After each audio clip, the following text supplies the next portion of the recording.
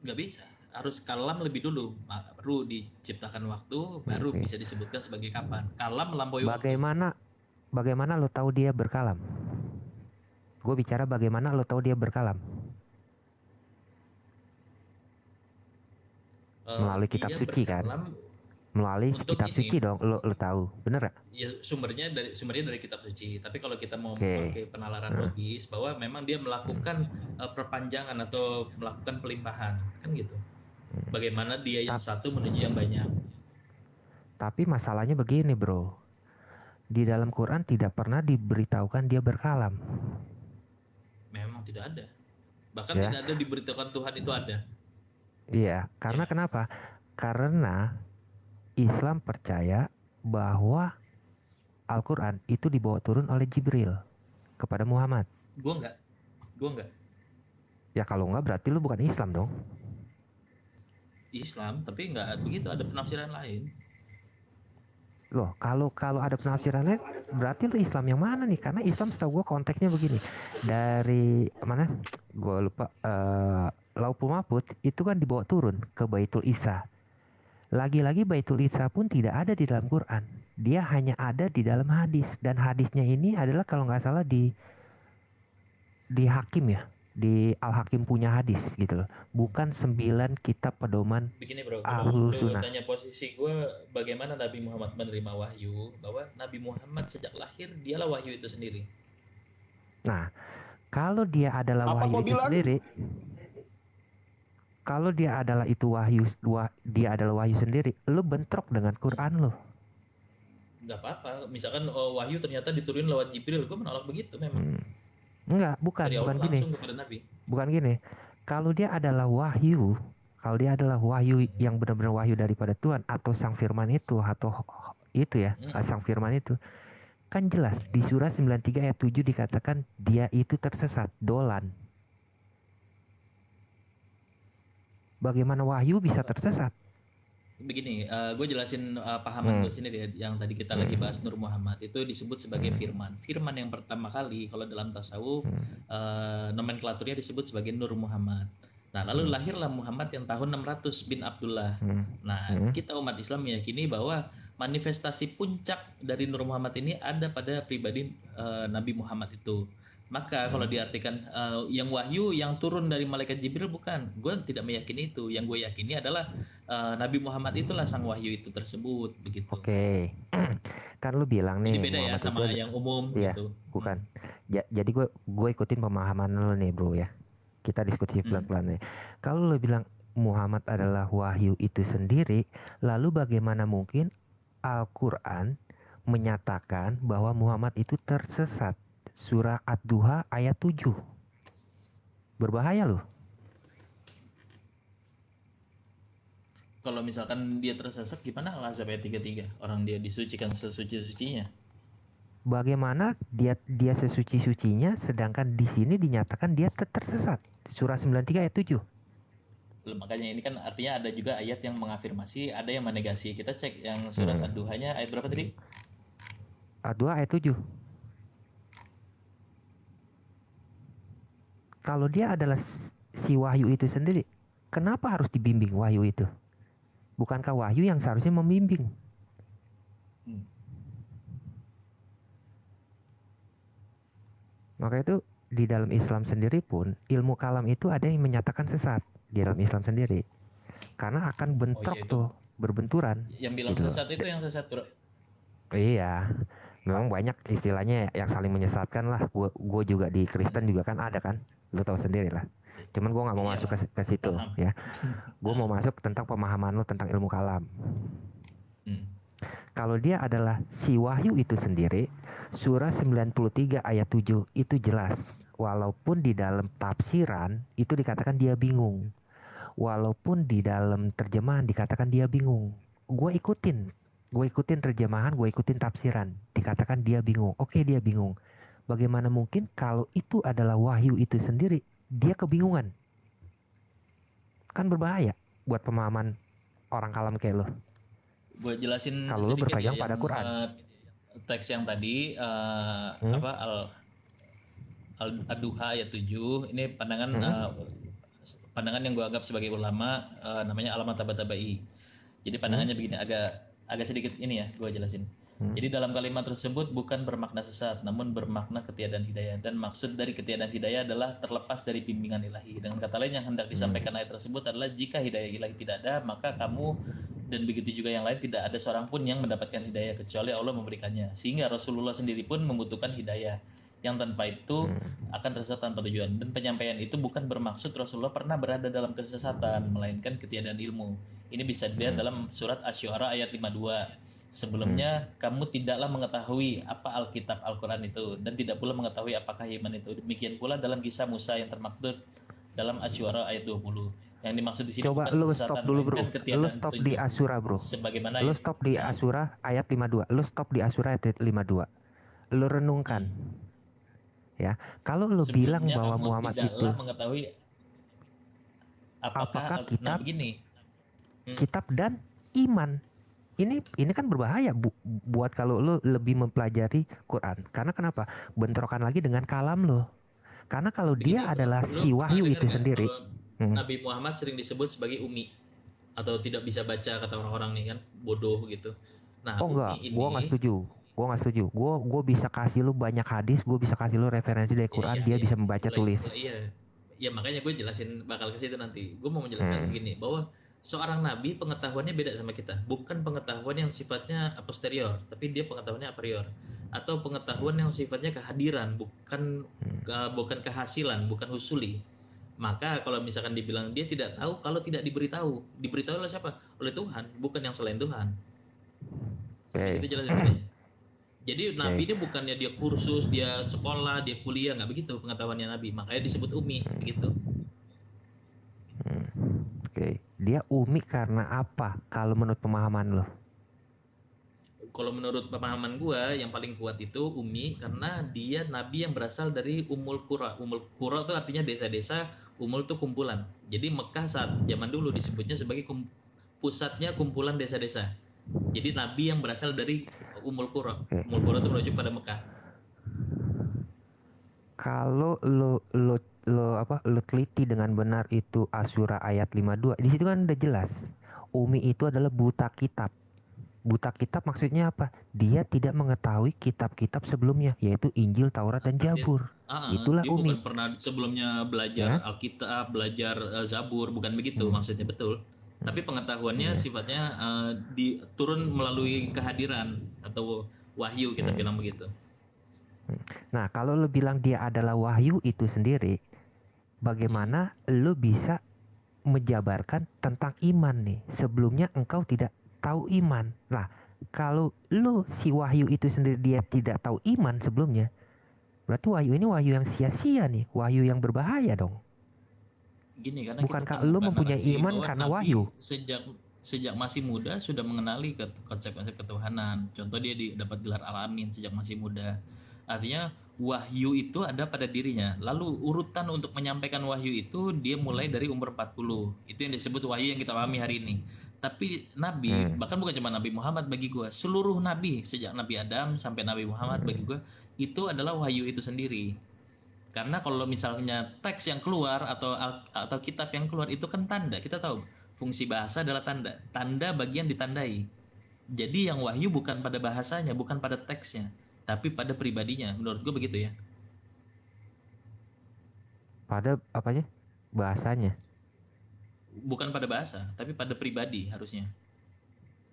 Pada pribadi. Karena Wah, kalau wahyu pada itu pribadi hidup harusnya. lebih berbahaya lagi. Pada pribadi Kenapa? lebih berbahaya lagi, bro.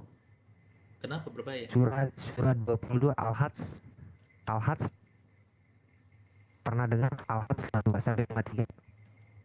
Kenapa putus-putus? Pernah tahu surat itu? Putus-putus, bro. Al-Hajj. Halo? Al-Hajj. Iya. Al-Hajj berapa?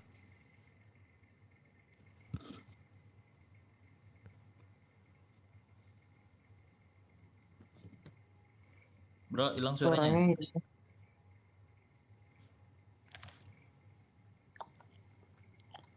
Halo bro, tadi sampai tentang pribadi ya, tentang pribadi Muhammad sebagai wahyu Allah.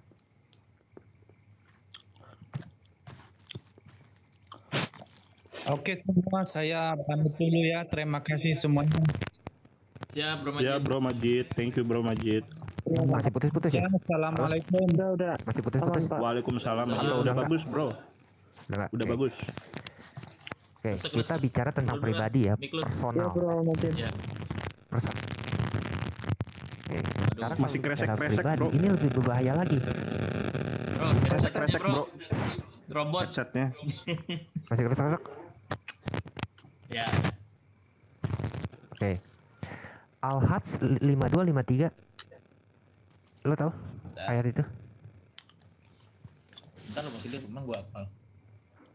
Hmm.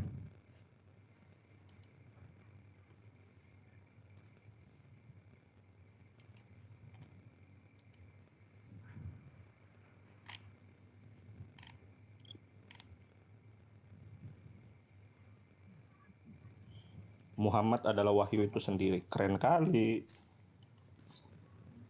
Wa ma arsalna min qablika mir rasuli wa la nabiyyin illa iza taman al-kasyi syaitan fi dan kami tidak mengutus sebelum kamu seorang rasul pun dan tidak pula seorang nabi melainkan apabila ia mempunyai suatu keinginan setan pun memasukkan godaan terhadap keinginan itu. Allah menghilangkan apa yang dimaksudkan oleh setan itu, Allah menguatkan itu. Ini apa yang mau dibahas? Nah, Al-Hajj 5253, kalau lo tahu tentang asbabun nuzul dan tafsirannya, kita bicara secara pribadi ya, pribadinya si Wahyu ini. Itu berbahaya. Kenapa gue bilang berbahaya? Di ayat itu, tafsir At-Tabari, tafsir Al-Qurtubi, bahkan Ibnu Katsir pun, Al-Jalalain, 4 tafsir terkenal, itu meriwayatkan bahwa pada saat itu Nabi Anda melafalkan apa yang diwahyukan oleh setan. Waduh, Ya bukan nabi gua gitu. mampus. Itu yang disebut dengan satanic verses Oh iya. atau garanik atau kren, burung terbang ya. Nanti ayatnya itu akan dihilangkan oleh Allah Anda. Di 53 itu kan dibatalkan, dihilangkan.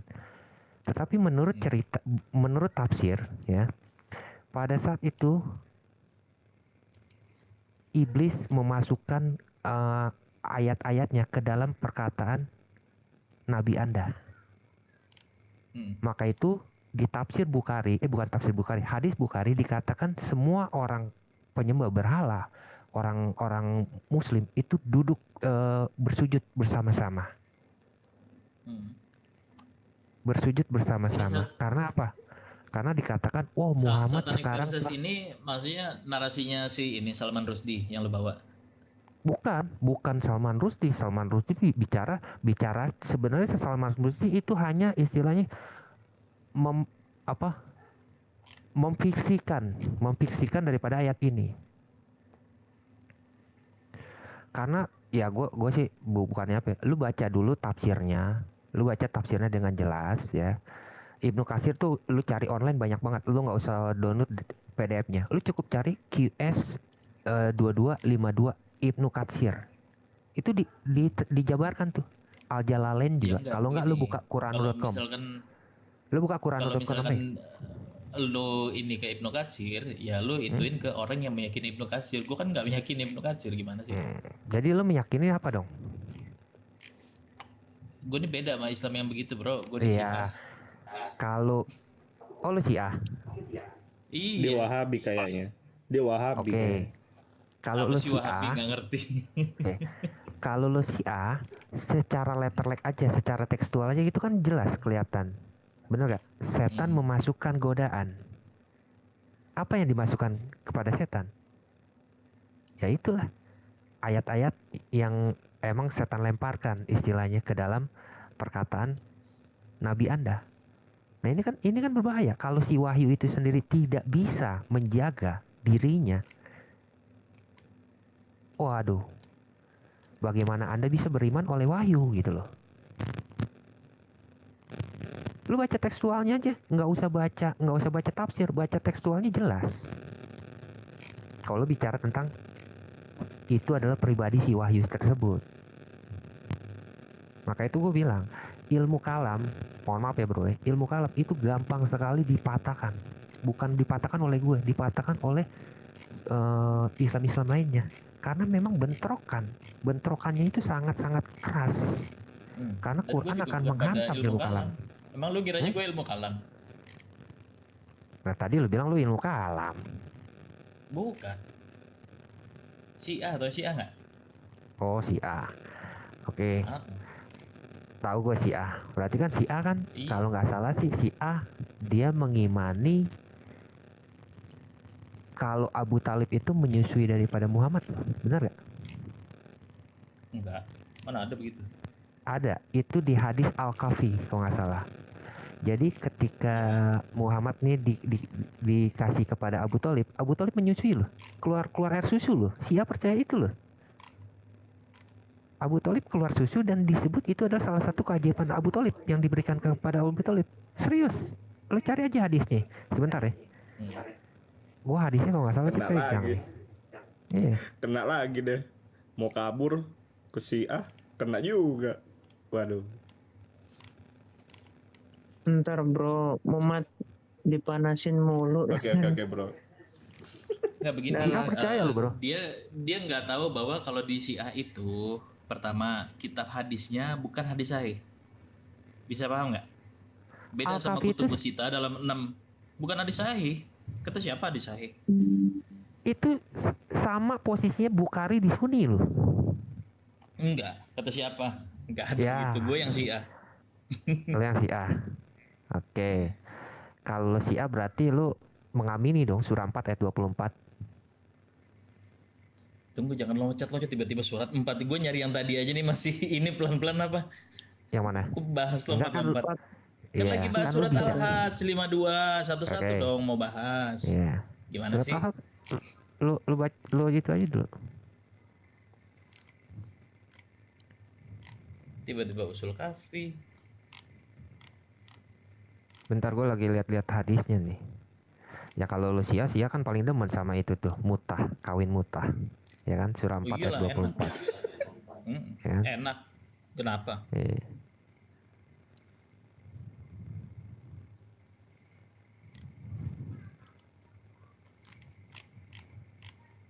Secara letter like aja, secara tekstual aja. Kalau surat Al-Hajj itu mah kelihatan kok dengan jelas.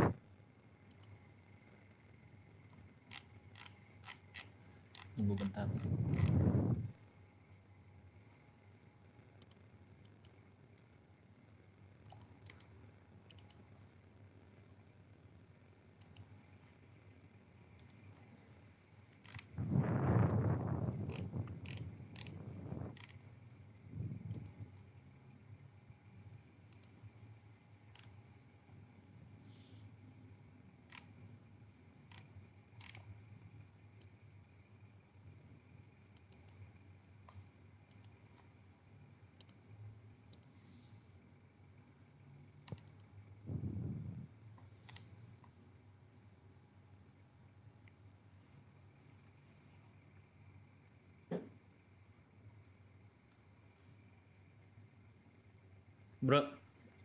Bro Duran. Ya. Ini tafsirnya kalau di dalam Syiah sensitif. Lu DM gue, ntar gue DM. Oh, nggak usah lah. Gue udah kalau kurang lebih mah hampir sama kali, benar gak? Enggak. Kalau dalam Syiah agak sensitif, jangan dibahas di publik. Oh iya, gua nggak DM. usah kalau gitu. Ah, ah. Ya udah. Ya udah deh, gue juga kayaknya udah jam berapa sih? Udah malam juga. Thank you juga ya. Gue tadi Sensitif cuma ke mau. muslim yang lain, soalnya agak Iya, iya. agak keras itu ininya. Oh ya, Tafsirnya ada kok. sama satu bro. Lo coba kalau lu benar-benar Syiah. Ketika pertama kali Muhammad sama Abu Bakar hijrah, lo tau gak apa yang dilakukan dengan Ali Abu Thalib? Menggantikan tidur. Kalau benar-benar Syiah lo, Menggantikan tidur Nabi. betul. Muhammad memberikan jubahnya kepada Ali bin Abu Thalib. Betul? Iya. Betul. Oke. Ali pada saat itu umur berapa, bro? Masih muda ya? Belum Masih nggak tahu umurnya. kira-kira umur Masih muda. umur 11, remaja lah ya. Belasan mungkin. Umur 11 Belasan, ya. remaja. Iya. Oke. Betul. Kenapa kita bicara si Wahyu lagi, pribadi si Wahyu? kenapa yang kata lu itu adalah pribadi si Wahyu itu bisa dengan tega memberikan kesempatan kepada Ali untuk mati loh pada saat itu, karena dia dicari loh sama orang Quraisy. Nah, kita kalau pakai Kalau cara orang pikir kita dia bakal mati, Hmm. tapi kalau kita tahu cara berpikirnya Bani-Bani di Arab itu, saat dibuka itu selimut terus isinya Ali bin Abi Thalib, siapa yang bunuh itu nggak kelar 7 turunan urusan. Jadi kenapa Iya, yang menggantikan enggak. harus Ali bin Abi Thalib? Iya. Karena nggak Kenapa akan pernah harus berani ada dibunuh. harus Gitu. istilahnya kenapa harus mengorbankan Ali bin Abu Thalib nih? Kenapa dia melarang? Istilahnya kenapa dia nggak larang? Nggak usah. Lu tuh masih terlalu kecil untuk menanggung ini. Cukup gua sama Abu Bakar kabur. Kan itu. Iya, Iya. gue ceritain sedikit begini. Kalau misalkan taruhlah yang gantiin sahabat yang lain bukan dari bani besar, bukan dari marga besar gitu. Kalau yang bukan dari marga besar dibunuh itu nggak ada tuntutan, biasa-biasa aja udah. Tapi kalau Nabi ini, jadi di Quraisy itu dua marga besar, Bani Umayyah dan Bani Hashim. Nabi dan Ali bin Abi Thalib ini sama-sama dari Bani Hashim. Bahkan Nabi punya tanggung jawab kalau misalkan orang mau ganti kain Ka'bah, itu harus Nabi yang menentukan yang megang ini siapa-siapa aja sampai sebegitunya. Nah, makanya di posisi itu yang paling bisa menggantikan dan tidak akan dibunuh itu cuma Ali bin Abi Thalib.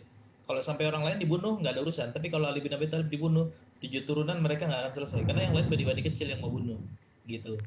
Makanya nggak Maksud gue terjadi gini kan loh, pembunuhan bro. saat Iya. dibuka ternyata Ali bin Abi Thalib gitu. Shock orang Lo semua. kan ya kan, lo kan istilahnya paham tentang logika segala macem nih, ya. Maksud gua kan gini nih, kenapa dia tidak lari saja gitu loh, tanpa harus menaruh Ali bin Abu Thalib di atas ranjangnya dan memakai jubahnya. Oh, karena nggak cukup waktu. Makanya kalau kita baca sejarahnya utuh, Heeh. kenapa kejadiannya begitu, itu kondisi yang kalau Nabi keluar tanpa ada alibi untuk dia lagi tidur, orang akan ngejar. Nah, itu kan dalam strategi ya, bahwa oh ini Nabi dalam keadaan tidur, nanti malam ya kita bunuh, iya kita bunuh. Pakai jubahnya jubah Nabi lagi. Jadi orang tuh udah memata-matai. Lalu Nabi kaburlah sama sahabatnya nih, Sayyidina Abu Bakar. Nah, orang nggak tahu, dipikirnya Nabi itu udah ngunusin pedang dari ada 7 kabilah, yang kalau nanti nusuknya bareng-bareng nggak dituntut tuh. Tapi pas mau ditusuk ternyata Ali bin Abi Thalib, wah nggak sebentar nih urusan. Iya, Akhirnya dibatalin. enggak, dia kan ini kan pertama kali mau hijrah nih dengan Abu Bakar ke Madinah kan ya. Betul dong. Bukan hijrah pertama, sebelumnya sudah ada hijrah ke Ethiopia. Iya, oke. Nah, gini loh bro, ya masing-masing ya. Cuman sekarang argumen gue aja gini deh. Kenapa dia nggak lari saja dengan Abu Bakar pada saat malam? Kan toh larinya juga malam juga. Kalau lu bilang ada orang mengintai, kalau dia lari tanpa kelihatan, tanpa ketahuan, sama aja tuh posisinya tanpa dia perlu untuk mengorbankan si Ali ini. Gitu loh maksud gue. Gini juga bahwa Kan lari dia bisa itu menyelinap. tidak semudah yang kita bayangin. Jadi begini, gue kalau baca sejarah dari Quraisy, Buya Hamka, itu hijrah itu ada beberapa fase. Jadi beberapa itu disuruh ke Ethiopia, habis itu ke Madinah. Ada orang yang duluan ke Madinah. Nabi itu di fase tengah-tengah sama Abu Bakar. Nah, Nabi sama Abu Bakar tengah-tengah, masih ada yang belum hijrah. Nah, kenapa Ali bin Abi Thalib harus tinggal? Karena ada yang kelompok harus dibawa oleh Ali bin Abi Thalib, tapi tidak dalam ancaman gitu. Karena kan yang orang-orang mengancam kan hanya mengancam Nabi. Makanya Nabi itu hijrahnya cuma berdua. Sedangkan yang gelombang terakhir itu Ali bin Abi Thalib dengan gelombang terakhirnya nggak ada kejaran lagi gitu.